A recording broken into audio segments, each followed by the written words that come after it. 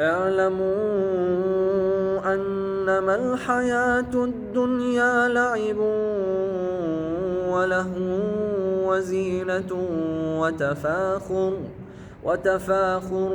بينكم وتكاثر في الأموال والأولاد كمثل غيث أعجب الكفار نباته ثم يهيج فتراه مصفرا ثم يكون حطاما وفي الآخرة عذاب شديد ومغفرة من الله ورضوان وما الحياة الدنيا إلا متاع الغرور سابقوا إلى مغفرة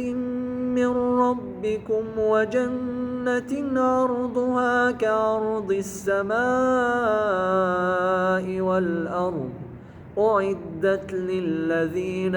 آمنوا بالله ورسوله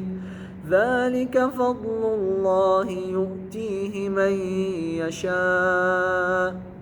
والله ذو الفضل العظيم